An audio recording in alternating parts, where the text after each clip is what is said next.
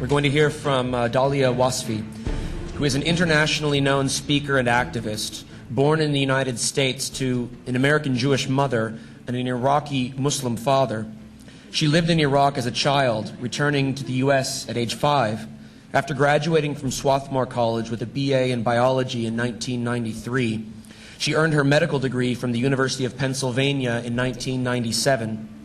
Dr. Wasfi has made 2 trips to Iraq to visit her extended family since the 2003 shock and awe invasion, including a 3-month stay in Basra in the spring of 2006.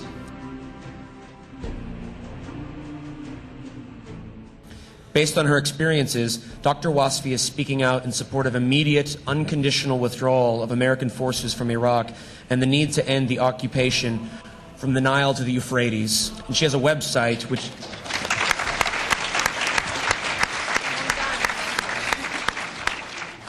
Dr. Wasfi's website is www.liberatethis.com. www.liberatethis.com. Dr. Wasfi. I'm just going to start with a quote that I'm still trying to figure out, and sometimes I'm the one saying it, and sometimes I think I'm the one it should be said to. Stated by an Aboriginal activist in Queensland, Australia in the 1970s, "If you have come to help me, you are wasting your time. But if you come because your liberation is bound up with mine, then let us work together." I just want to open up with that. Next slide. This is a picture of Rachel Corrie, and let's see if I can get through this one. Rachel Corrie, oh, you know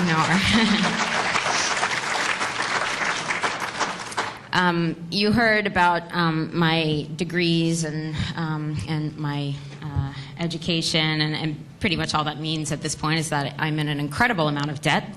But it was September 2002, and there were a few things falling apart in my life at that time.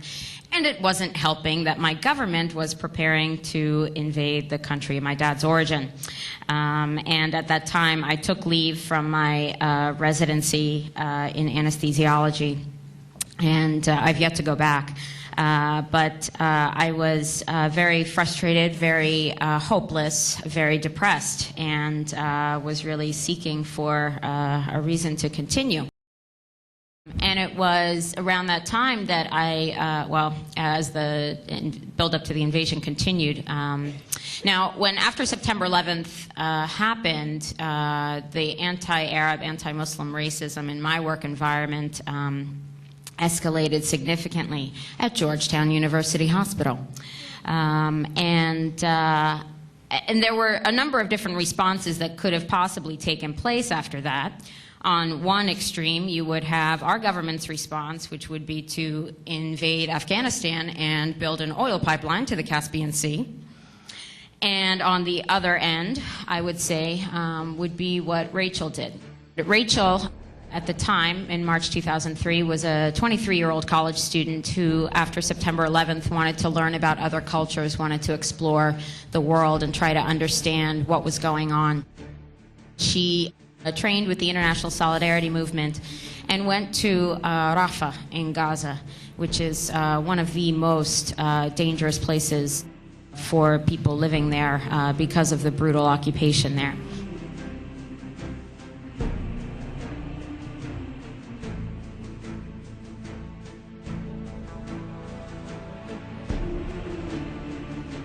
Tomorrow is March 16th, 2003.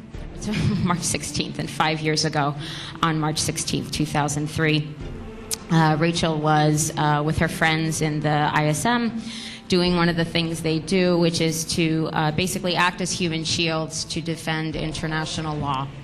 And on that day, as you see in this picture, she was trying to prevent house demolition, which over 60,000 homes have been demolished in the last few years in occupied Palestine, which is illegal. This was the home of a Palestinian pharmacist and his family. And the Israeli soldiers came driving an American D9 Caterpillar bulldozer. Tax-free gift from you and me. The first bulldozer came, and Rachel, as you see in her orange flak jacket and megaphone, was quite visible, and she was able to deter the first bulldozer. But a second one came, and after a 3.5-hour standoff, I don't think Rachel ever expected what would happen next. And the Israeli soldier, who was probably younger than she was, mowed her down, kept the blade down of the bulldozer, and backed up over her.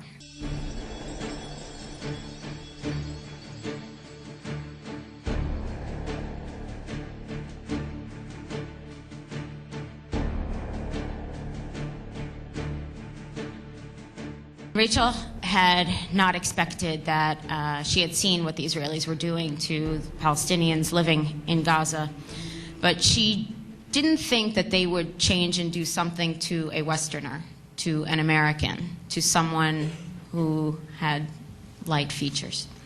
Next slide. But unfortunately, Rachel was crushed to death that day. The worst part of it is that she was awake the whole time, because when her friends got to her, she said, "My back is broken," and those were her last words. So in March 2003, so that's 5 years ago tomorrow, I was looking for a reason to stick around, and I was so angry with whatever power might be that, hey, I'm still here, and you took away this beautiful spirit who had all these things going for her, and who could have turned a blind eye to the horrors of the world. She could have lived the American dream. And she chose to go 10,000 miles away to learn about people she didn't even know. And I know she didn't plan to die that day, but she gave her life literally standing up for what she believed in. And she's one of the reasons I'm still here today. And I thought, fine, if you took Rachel, well, I can stick around. And if she went to go see people she didn't even know, then maybe I should go see my family, who I haven't seen in 27 years. So that was the start of my activism. And Rachel is the example that I tried to live up to. And it's the example that I've seen today in all the panelists and yesterday. And so,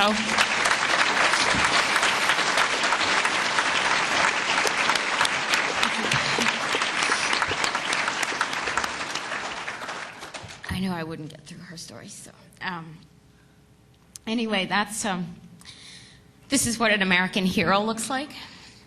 And these are what American heroes look like, not because they put on a uniform and picked up a weapon, but because they put it down and stood up for the truth.